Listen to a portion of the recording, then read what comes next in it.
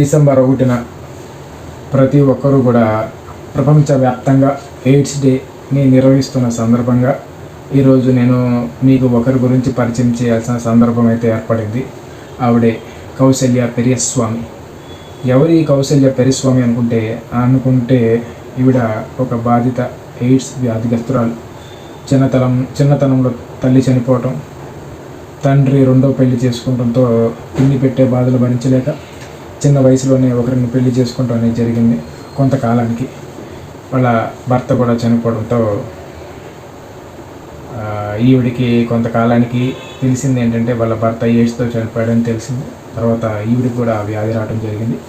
Society కానీ, మిత్రువర్గ స్నేహితులు కానీ అందరూ వెలివేయటం కానీ, ఒక అంటరాని స్త్రీగా ఈవిని చూడడం కానీ, అనేకమైనటువంటి అవమానాలు, బతకాలా వద్దా, ఆశలు చచ్చిపోయినాయి, రేపు అనే రోజు చూడాలనే ఆశ లేని ఆ తరుణంలో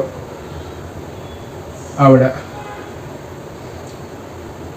ఒక సేవా కార్యక్రమాన్ని స్థాపించి ఆవిడికిలాగా ఎవరైనా బాధితులు ఉంటే వారికి అండగా నిలబడి వారి శ్రేయస్సు కోసం పాటుపడింది.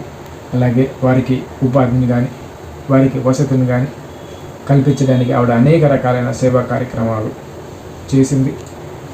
దానిలో భాగంగానే ఈవిడ పాజిటివ్ ఉమెన్ నెట్వర్క్ అనేటువంటి సేవక సంస్థను ప్రారంభించి ఎంతోమందిని కూడా ఆ సంస్థలో చేర్పించడం అనేది జరిగింది. సో ఈవిడ చేసిన సేవలకు గాను తమిళనాడు రాష్ట్ర ప్రభుత్వం ఈవిడికి అప్పట్లో ఉన్నటువంటి రాష్ట్రపతి అయినటువంటి ప్రణబ్ ముఖర్జీ గారి చేతుల మీదుగా ఆవిడికి నారీ శక్తి అనేటువంటి ఒక పురస్కారంతో ఆవిడని గౌరవించడం అనేది కూడా జరిగింది.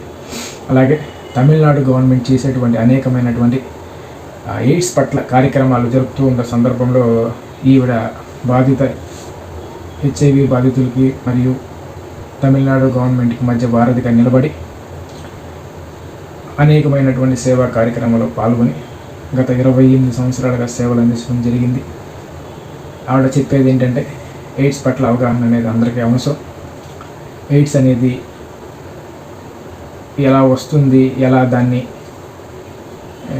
మనం జాగ్రత్తలు తీసుకోవాలి అనే దాని పట్ల అనేకమైనటువంటి అవగాహన సదస్సు కార్యక్రమాలు చేపట్టి ఆవిడ కూడా ఆరోగ్యకరంగా జీవిస్తూ మిగతా వారిని కూడా ఆరోగ్యకరంగా జీవించాలనే ఉద్దేశంతో ఆవిడ ఇలాంటి కార్యక్రమాలు చేపట్టి ప్రతి ఒక్కరు కూడా మానసికంగా, శారీరకంగా ఆరోగ్యంగా ఉండాలని ఆవిడ చెబుతూ ఉండటం అనేది జరిగింది. ఇలాంటి వ్యక్తులు సమాజంలో చాలా తక్కువ మంది ఉంటారు. ఆవిడ బాధితుల ఇందు కూడా అనేకమైనటువంటి సేవా కార్యక్రమాలు చేసి ప్రతి ఒక్కరికి ఆదర్శంగా నిలిచింది ఈరోజు అనేటువంటి విషయాన్ని మీరు అందరూ తెలుసుకోవాలనేది నా యొక్క భావన.